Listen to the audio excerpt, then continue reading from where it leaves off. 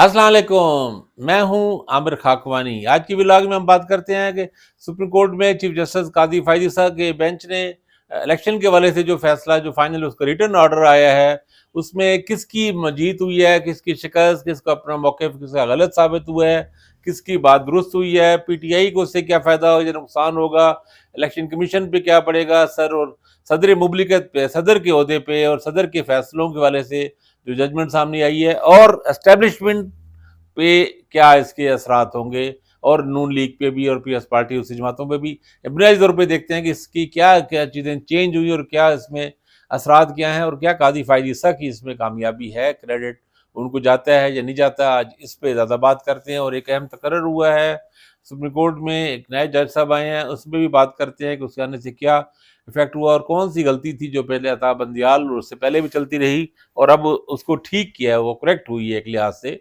तो इस पे आज के ब्लॉग में बात करते हैं। तो नए दोस्त देख रहे हैं वो चैनल को सब्सक्राइब करें, इसका जो बेल आइकॉन है उसको भी क्लिक करें, अपने हल्के में अपने दोस्तों में इसको इंट्रोड्यूस कराएं, अपना फीडबैक दिया करें, अपने कमेंट्स दें। मैं कोशिश करता हूँ कि सब फीडबैक सुनूं। काजी फायदिसा का फैसला एक बड़ी जीत है। सच्ची बात तो ये है, ये सियासी कुव्वतों के लिए और जमहूरी कुव्वतों के लिए बड़ी जीत है।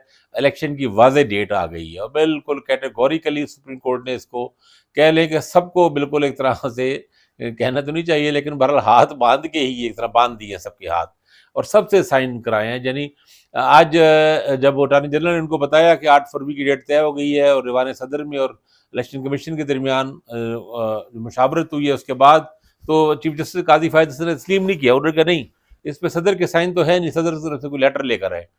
तो बाद लोग ये कह रहे हैं शायद इस वजह ये थी कि 2 ऑर्डिनेंस अभी चंद माह पहले आपको याद होगा कि जब हुए थे और बाद में सदर ने ट्वीट किया था कि मैंने तो इनको वापस भेज दिया था, तो वो एक थोड़ी कंट्रोवर्सी बनी थी। खैर अटॉर्नी जनरल ने दोबारा रब्ता किया और फिर हमारे सदर से एक लेटर पेश किया गया जिसपे साइन से शुदा था, जिसमें कहा गया कि इलेक्शन कमीशन से मेरी मुलाकात और मुशावरत हुई है, बात हुई है और इतफाक राय 8 फरवरी के इलेक्शन में। तो 8 फरवरी का इलेक्शन बिल्कुल कैटेगोरिकली क्लियर कर दिया गया सुप्रीम कोर्ट ने। बहुत ही ज़्यादा एक ये बड़ा क्रेडिट है इस बात पे कि इलेक्शन की वाज़ेह डेट आ गई है और सियासी अनसर्टेनिटी जो थी, गैर यकीनी सूरत-हाल थी, जो कुछ हल्के, कुछ अहम हल्के, ताकतवर हल्के, मुक़तदर क़ुव्वतें शायद इस पे इतना सीरियस नहीं थीं और इलेक्शन कमीशन भी उनके ज़ेर असर था। अब वो चीज़ उनसे निकल गई है और सुप्रीम कोर्ट ने इसको यकीनी बनाया है, किसी को कोई एतराज़ नहीं। उन्होंने कहा कि ये हर हाल में इलेक्शन 8 फरवरी को होगा और इवन मीडिया पे भी कतघन लगाई है। बड़े कैटेगोरिकली चीफ जस्टिस साहब ने कहा है कि मीडिया को भी कोई र्यूमर्स नहीं फैलानी, ये नहीं बात करनी मीडिया पे आके कि भाई ये इलेक्शन होंगे या नहीं होंगे, ये क्या बात। उसने किसी को अगर शक है तो अपने घर में बात करे, मीडिया पे क्या बात नहीं करे। इलेक्शन कमीशन को उन्होंने बाउंड किया है, एक तरह का पाबंद किया है कि कोई अगर आके ये बात कहे, इलेक्शन पे शक शुबे का इजहार करे तो अपने पैमरा को शिकायत करनी है। पैमरा को शिकायत का मतलब है उस चैनल के खिलाफ, उस एंकर के खिलाफ और उन लोगों के खिलाफ जो ऐसे बात कर रहे हैं उनके खिलाफ पाबंदी लगाई जाए। उन्होंने कहा कि इलेक्शन बिल्कुल कैटेगोरिकली, जस्टिस अतर मंडेला इस बेंच में थे, उन्होंने इलेक्शन कमीशन को कहा कि आपने, उनके वकील को कहा कि आपने अदालत का एक फ्रेंडली चेहरा देखे, हम नहीं चाहते कि दूसरा यानी सख्त और एक रूथलेस चेहरा भी यानी एक तरह का सामने आए, तो आप इसको हर हाल में यकीनी बनाएं। और उनको कहा गया है कि इलेक्शन को यकीनी बनाने के लिए एक बिल्कुल टाइम पर जाएं, इलेक्शन पे कोई भी इसमें कोई गुंजाइश रहे ना। और मेरा नहीं ख्याल कि अब इलेक्शन कमीशन के पास कोई मौका है, कोई चांस कहीं पे भी। बेसिकली तो काजी फायद ईसा को क्रेडिट मैंने देखा है कि आज कुछ लोगों ने जो कुछ ब्लॉगर्स जो पीटीआई के प्रो इमरान खान ब्लॉगर्स जो काजी साहब को पसंद नहीं करते, उन्हें कहना था कि इसमें काजी साहब को क्या क्रेडिट है। भाई काजी साहब को क्रेडिट है, क्योंकि इस केस से पहले तक इलेक्शन के कुछ पता नहीं चल रहा था कि इलेक्शन जनवरी में होंगे, फरवरी में होंगे, या जिस तरह बाद लोग कहते हैं 2025 में होंगे। कोई पता नहीं इलेक्शन कब होंगे, कोई भी पता नहीं चल रहा था। अगर किसी के पास कुछ हो इतला होगी तो नवाज शरीफ साहब के पास होगी और किसी के पास नहीं होगी। इसलिए तो पीटीआई, पीएस पार्टी और दूसरी जमातें चाह रहे थे, जो इलेक्शन चाह रही हैं, उनका बार बार मुतालबा था कि इलेक्शन का एक डेट आए सामने। तो इलेक्शन की कादी फायद का क्रेडिट ये है कि उन्होंने एक तो सदर के ओहदे को उन्होंने इत्मीनान दिया, सदर के इख्तियारात को और चीज़ों को, और इलेक्शन कमीशन की शिकस्त। देखिए इसमें शिकस्त बेसिकली इलेक्शन कमीशन की हुई है। चीफ इलेक्शन कमिश्नर जो मर्जी अब जवाब बने, जो मर्जी, हकीकत यह है कि उनको बहुत बुरी इखलाकी शिकस्त हुई है, कानूनी तौर पर शिकस्त हुई है। उनका मौके उड़ गया है, रद्दी साबित हुआ है। कल सुप्रीम कोर्ट ने कहा कि वो कॉन्स्टिट्यूशन को इलेक्शन कमीशन ने रीराइट करने की कोशिश की और उसके जिम्मेदार थे chief election commissioner Sikandar Sultan Raja ही हैं, वो बिल्कुल उसके जिम्मेदार है। किसी और मौजूद जमहूरी मुल्क में ऐसा होता तो उनको रिजाइन करना पड़ जाता, लेकिन हमारे यहाँ रिजाइन तो क्या करना है, उल्टा वो एक उसका डिफेंड करने की कोशिश कर रहे हैं। उन्होंने सदर से मिलने से इनकार कर दिया था। सुप्रीम कोर्ट ही मजबूर होकर इनको जाना पड़ा ईवान सदर। क्यों गए आप ईवान सदर आखिर? जब इलेक्शन सदर ने उनको बुलाया था खत लिखकर, तो इन्होंने जाने से इनकार कर दिया। उन्होंने ऐसे ही बिल्कुल सदर के ओहदे को टकेगा कर दिया था इन्होंने, चीफ इलेक्शन कमिश्नर ने, जिस तरह वो नाउज बिल्ला कोई देवता हो गए हों। और अब उस देवता को नीचे उतरना पड़े, अपने सिंहासन से उतर के ईवान सदर जाना पड़ा है और कंसल्टेशन करनी पड़ी और सदर के ओहदे को बड़ा तस्लीम करना पड़ा है, उनके इख्तियार को, उन चीज़ों को मानना पड़ा है। और फिर जब इन्होंने 11 फरवरी की डेट कर दी तो सदर ने डेट नहीं मानी, तो आखिर 8 फरवरी करनी पड़ी। चीफ इलेक्शन कमिश्नर को अपने से नीचे आना पड़ा। उससे पहले ज़ाहिर मुमकिन ही नहीं था, ज़्यादा यही होता कि वो 4 फरवरी कर लेते। लेकिन ठीक है, वैसे भी इलेक्शन पाकिस्तान में बहुत सारे इलेक्शन वर्किंग डेज में होते हैं, उस दिन तातील आम होती है तो कोई फ़र्क नहीं पड़ता। तो बाकी बाद लोग तो कहते हैं संडे को उल्टा करने से टर्न आउट कम हो जाता है, लोग अपने वीकेंड पे इधर-उधर अपने घरों में चले जाते हैं और जो चले जाते हैं। तो ये और इसको यकीनी बनाया गया है कि ये लॉन्ग वीकेंड नहीं है, जुमेरात को है। इसका मतलब ये है कि जुम्मे को लोगों को जाना पड़ेगा अपने दफ्तरों में। तो वो एक अगर जुम्मे को रखते तो फिर एक लॉन्ग वीकेंड बन जाता। तो बहरहाल ठीक है, मैं तो समझता हूँ ये डेट ठीक है। असल बात ये है कि इलेक्शन कमीशन को अपनी थोड़ी-सी अपनी समझना पड़ेगा कि हम आइन से बालातर नहीं हैं, और अगर सिर्फ इलेक्शन एक्ट के तहत अगर उनको मिल गया इख्तियार तो वो कोई देवता नहीं बन गया, भगवान नहीं बन गया वो। देवता कानून और आइन आइन सबसे अहम और मुकद्दम है।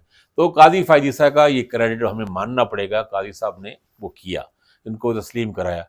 और फिर आप इसमें देखें, इसमें तो एस्टेब्लिशमेंट को भी शिकस्त का सामना करना पड़ा, पीछे हटना पड़ा है। वो जो गैर यकीनी सूरत पैदा करना चाह रहे थे वो नाकाम हुए हैं। हम जानते हैं कि मीडिया हाउसेज़ में, कई मीडिया हाउसेज़ के लोग हमें बताते हैं, मुख्तलिफ चैनल्स के, मैं तो खुद अखबार में काम करता हूँ, टीवी चैनल्स में नहीं डायरेक्ट, ज़ाहिर है मुझे नहीं पता, लेकिन लोग जर्नलिस्ट बताते रहते हैं अपने इनर सर्कल में, प्रेस क्लब में, इधर-उधर लोग, कि ये बात कही जाती रही थी अहम हलकों की तरफ से कि इलेक्शन की बात ना करें। ये भी कहा जाता था कि इलेक्शन कराने के क्यों डिस्कस बार-बार इलेक्शन करते हैं, हो जाएँगे जब होने हैं हो जाएँगे, ये बात कही जाती थी। और एक गैर यकीनी सूरत-हाल थी जिसको इलेक्शन कमीशन बरकरार रखे हुआ था, वो गैर यकीनी सूरत-हाल ख़त्म हो गई है। अब इनको इलेक्शन शेड्यूल पे भी अब नवंबर में शेड्यूल इनको करना ही पड़ेगा, जैसे हल्का-बंदियाँ मुकम्मल होती हैं। ये मेहरबानी की है सुप्रीम कोर्ट ने कि उन्होंने कहा इलेक्शन कमीशन के काम में दखल नहीं दिया और उनसे ही काम करवाया, लेकिन बेसिकली ही मतलब है अपनी अपनी अदालती जो अदलिया की जो क़ुव्वत है, उस क़ुव्वत के ज़रिए कराया है। और उन्होंने कहा है कि आप शेड्यूल की तरफ जाएँ, शेड्यूल की तरफ जाना पड़ेगा इनको।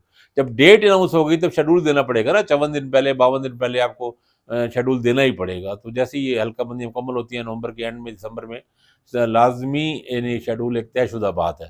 तो मेरा ख़्याल है अब सियासी सरगर्मियाँ शुरू हो जानी चाहिए, एक्टिविटीज़ आगे चीज़ें बढ़नी चाहिए। और ये मीडिया पे भी कदम बिल्कुल दुरुस्त लगाई है, सही लगाई है मीडिया पर। पैमरा को भी मेरा ख़्याल है अगर कोई ज़रूरत पड़ी तो उनको अदालत फिर पैमरा को भी क कसेगी थोड़ा-सा। और जिससे वैसे चेयरमैन पैमरा की जितनी एक बेइज़्ज़ती पिछले कल की समाअत में हुई है, मुझे तो उम्मीद है कि वो इसका ख़्याल रखेंगे कि कोई ऐसी कोई सूरत-हाल ना हो। तो ये एक बड़ा फ़ैसला हुआ है, इसमें पीटीआई का मौक़िफ़ दुरुस्त निकला है, इमरान खान को दुरुस्त निकला है। और सदर का पे थोड़ा-सा इल्ज़ाम बात आई है, मेरा ख़्याल है सदर साहब की कमज़ोरी भी सामने आई है। क्योंकि ये बार-बार ये कही गई कि सदर को डेट अनाउंस कर देनी चाहिए थी। जैसे असेंबली उन्होंने तहलील की, उन्होंने डेट अनाउंस कर देनी चाहिए थी। और फिर जब उन्होंने एक होम्योपैथी सा कमज़ोर सा ख़त लिखा, उस ख़त के बजाय उनको कैटेगोरिकली या तो डेट अनाउंस कर देते या कैटेगोरिकली करते। और अगर सुप्रीम कोर्ट से करने की बात थी तो उन्होंने फ़ैसले में कहा गया कि आप सदारती रेफरेंस के तहत सुप्रीम कोर्ट से पूछते, सदर के पास इख्तियार है, सदर ने क्यों नहीं भेजा। तो डॉक्टर आरिफ अलवी साहब भी बेसिकली कमज़ोर साबित हुए और वो जुर्रत का मुज़ाहरा नहीं कर सके। अगर आरिफ अलवी जुर्रत का मुज़ाहरा करते तो शायद इलेक्शन जल्दी हो जाते और मे बी इतना इलेक्शन लंबा ना होता, प्रोसेस शायद थोड़ा जल्दी हो जाता, दिसंबर में, जनवरी में इलेक्शन हो जाते। और अगर उस वक्त डेट अनाउंस कर देते तो फिर नवंबर में इलेक्शन हो जाने थे, 3 महीने बाद हो जाने थे, फिर हल्का बंदियाँ ये सब ड्रामे रह जाते। सुप्रीम कोर्ट में जाते तो सुप्रीम कोर्ट ने इनके हक में ही फैसला करना था आइन की रूह से।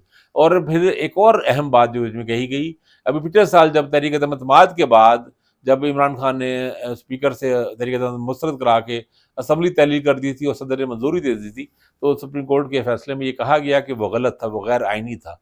उसमें हवाला दिया गया कि उसमें एक जज साहब ने ये कहा था कि ये आइन की आर्टिकल 6 लगता है इसमें, यानी इस तरह का। तो उन्होंने कहा कि जहाँ उनके पास नहीं था इख्तियार, वहाँ उन्होंने गलत और गैर आइनी तौर असेंबली तोड़ी उस वक़्त, और अब जब उनके पास इख्तियार था डेट देने का तो वहाँ उन्होंने इख्तियार इस्तेमाल नहीं किया। तो मेरा ख़्याल है इससे नेक्स्ट आइंदा के लिए सदर के इख्तियारात में और दायरा-कार में इज़ाफ़ा हुआ है। सदर के ओहदे में ज़्यादा एतमाद और क़ुव्वत आई है। सुप्रीम कोर्ट के फैसले ने ना सदर को, जो भी सदर होगा, अगला सदर जो भी होगा, उसके लिए अगर वो चाहे तो ज़्यादा एतमाद से ये इन चीज़ों में कम से कम अपना एक माइंड इस्तेमाल कर सकता है प्रॉपर्ली। और डॉक्टर आरिफ अलवी के लिए इसमें एक तंबीह है, उसमें अपनी अगर आप अपनी गलतियों को कभी जायज़ा लें, तजिया करें तो उनको अंदाज़ा होगा कि वो तारीख़ के तराजू में जब तोले गए तो वहाँ पे हल्के साबित हुए, उनको ज़्यादा जुर्रत और दिलेरी का मुज़ाहरा करना चाहिए था, जो नहीं कर पाए। तो एक बार आखिर में बस 1 मिनट के लिए मैं करता हूँ, जो सिंध में काफ़ी अरसे से चल रहा था मसला, सिंध हाई कोर्ट के सीनियर चीफ जस्टिस, जो चीफ जस्टिस थे, उनको सुप्रीम कोर्ट में एलिवेट नहीं किया जा रहा था। हालाँकि बारी-बारी होता है ना, हाई कोर्ट के जो चीफ जस्टिस साहबान हैं सिंध के, इधर लाहौर हाई कोर्ट के, पेशावर के, कोयटा के, वो अपनी बारी टर्न पे जो सीनियर मोस्ट होता है वही आता है। लेकिन होता ये रहा कि सिंध में नीचे से उठा के चौथे, पाँचवें, छठे मुख्तलिफ नंबरों पे लोगों के जजेस को ऊपर एलिवेट कर देते थे, तो सीनियर मोस्ट जो है ना उनको नहीं करते थे, उनके बारे में कोई रिजर्वेशन थे। ये गालिबन जस्टिस सयाद अली, जस्टिस गुलजार के ज़माने से, चीफ जस्टिस के ज़माने से रहा, फिर अता बंदियाल ने भी ऐसा नहीं किया, तो काफ़ी इशूज़ थे। तो आखिरकार वो चीफ जस्टिस साहब जो थे वो रिटायर ही हो गए। तो अब जो बने, अब जो इसका क्या मकाम चीफ जस्टिस और फिर इरफान इरफान साहब का, जस्टिस इरफान, अब उनको सुप्रीम कोर्ट में एलिवेट किया गया है। तो बहरहाल चलो एक तरह की उस गलती को करेक्ट किया गया है, काजी फाइज हसन ने दुरुस्त फैसला किया है। सीनियर मोस्ट, मेरे ख्याल है काजी साहब टिनोर में जो भी आएंगे सीनियर मोस्ट जजेस ही ऊपर आएंगे, ऐसे रहा है। और इसके बाद जो वहाँ पे जो उसका सीनियर मोस्ट जज थे वो फिर अब चीफ जस्टिस बन जाएंगे, जस्टिस अब्बासी। तो मेरा ख्याल है सिंध के हवाले से एक अच्छी अच्छी बात है कि वहाँ पे एक जो गलती दुरुस्त, उस गलती को दुरुस्त किया गया अब। तो ऐसा ही होना चाहिए, अगर उसमें या तो इस तरीक़ेकार की पाबंदी हो कि, और या कोई वजह हो ना कि आप किसी एक सीनियर मोस्ट जज को, चीफ जस्टिस को, लाहौर हाई कोर्ट के या किसी भी हाई कोर्ट के जज को सुप्रीम कोर्ट नहीं लेके जाना चाहते, कोई रीज़न होनी चाहिए, कोई वजह होनी चाहिए, उसके बगैर ऐसा नहीं करना चाहिए। तो बहरहाल आज के लिए इतना ही। एक और व्लॉग में कुछ और बातें हैं, उन पर अलग से मैं सोचा कि व्लॉग करेंगे। अपना ख्याल रखिएगा। अल्लाह हाफ़िज़।